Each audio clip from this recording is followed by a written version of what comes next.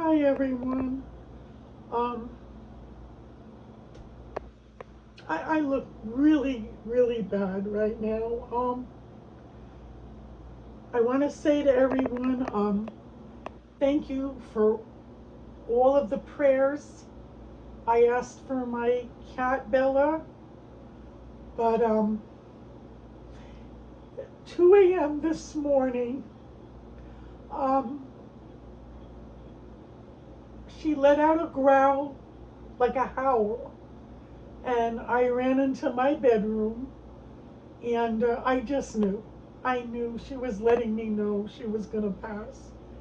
And as I was giving her the Lord's blessing, you know, she passed away 2 o'clock a.m. this morning in front of me, but at least it was at home, peacefully.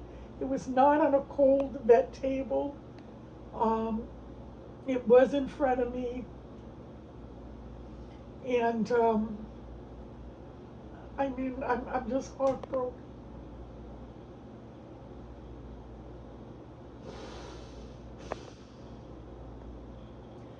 You know, if I can go back in time, I would not change a thing. It was worth, regardless, it was worth the 11 years I had Bella. I um I adopted her around this time when she was 5 months old, so she made it to 11 and a half years old. Um, she was so I adopted her, like I was saying, in September, early September 2014, because my youngest son, he moved out, and I was 43, still young, and I said to my friend who used to live around the corner, my friend Sue, she's now unfortunately she was older than me, and unfortunately she took to dementia and Alzheimer's, and she got put in a nursing home probably about a year or two ago. But this is when she was well and healthy 11 years ago. And I said to Sue, well, what do I do now? I've been raising children, and since 16 years old. I you know had my two sons very young, and I even helped out with a, a family friend's child in the girls raising. I helped out in as much as I could. Um, so there I was, and Sue said, there's a free adoption. My town used to have a no-kill shelter, which they closed. They didn't want to pay for it anymore. Shame on the town, because all of us showed up at the town board meeting, and the whole town was there trying to fight it. But whatever. We have a local pound now that's a no-kill shelter, but they come out in 3 hours. The other one was so good, they were out in 5 minutes to your home in the town, where I reside. And she said there's free adoption. And I called the lady. I told the lady I don't drive. The lady at the free uh, pound and the no-kill shelter we had. And when she described Bella, I knew she was mine. I knew that was the cat for me. And 2 days later, Sue drove me down there, and I picked her up and brought her home. And she brought nothing but, lots of love into my home, joy, happiness, friendship. And it was at a crucial time in my life. I couldn't go to a job no more. I lost a couple of friends, in the physical and my personal life, because, it was hard for them to understand what I was going through with the spinal injury. And then Bella was there. My kids were out of the house, grown up, and Bella was there. And oh, she brought me so, so much joy. And, and then when I had my first spinal operation, my first spinal fusion, oh my God, when I came home from the hospital, she would not for days She slept on my lap, you know, whether I was sitting up, laying down, she would not leave me. She made sure she was comforting me, and she was just a little caretaker always. And, you know, when the pandemic came, especially the early pandemic and early, you know, March and April of 2020, when you were afraid just to go to a supermarket, you know, you were like, I already stocked up. I don't want to go out and go near anyone, you know, when it was like so scary.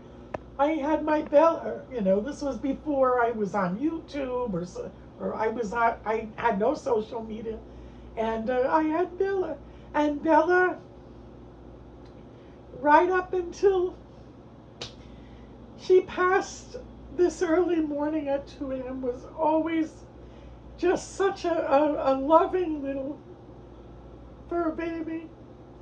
And I'm just, you know, I can't help it. I'm just heartbroken. She passed away, but it was her time. I told the Lord, you know, well, she let out a howl, and I just knew. And I started giving her the Lord's blessing. It's a prayer in case, you know, anyone doesn't know. I believe most people know what it is. And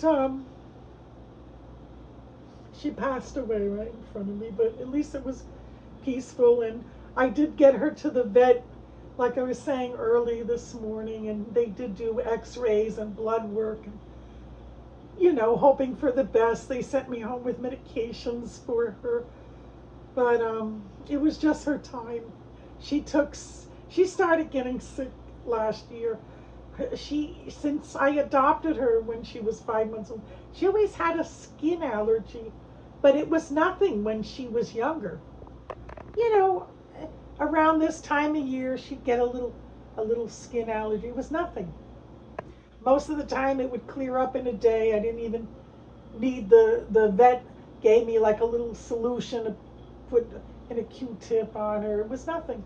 But once she turned 10 years old, it just would go on her eyelid. Then she'd get an allergy shot, and then it'd go on the next eyelid. She was scratching. And 2 weeks ago, she took her protector hat off, and in the beginning of August, you know, the allergies started coming out, and she scratched up her whole ear. She was bleeding everywhere. I took care of her the best I could. I cleaned her right away. I put her protector hat on. I took her to the vet right away, and she was fine. She got her allergies shot, but this time she got an antibiotic. But you know, this time her face was really, she really scratched up because it was an itch. But I think there was something more going on, and I let the vet know that today, yesterday, excuse me. And, you know, I'll find out within 24 and 48 hours what caused her to get ill and why she's now passed away. But, you know, this was just so hard to, you know, I packed her up. I put her in a beautiful baby pink blanket because I always had everything pink for her cat bowls or toys. I put her favorite strawberry catnip toy, and I, you know, packed her up. I put her in a doll box, and I'm gonna, you know, do what I have to do when the sun comes up. But, you know, she's gone. I mean, I checked her heart and her breathing like at least 20 times. She's gone. I had to shut her eyelids. So it's just going to be hard for me. And, you know, I'll come on and do videos as soon as I can. I'm also having issues with my new Android phone, you know, and the phone I'm filming on right now, like there's no storage for me to even delete anymore. It's done, you know.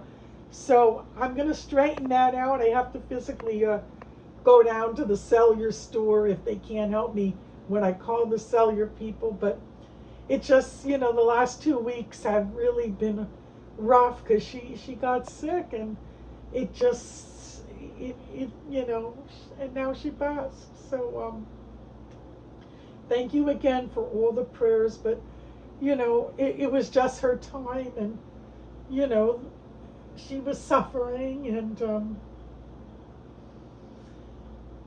I'm just gonna miss her very, very much. And I'm sure that, like, I just feel in my heart, my own personal belief. I even asked Jesus Christ. I said, let my animal lover, passed away Grandma Evelyn, come and take her home to heaven. When I knew she passed, and it's my belief in my heart, or I like to believe that that's what happened. But so she went. She tried to hang in there. She did. She tried all week, and when I noticed on Saturday, her breathing was funny.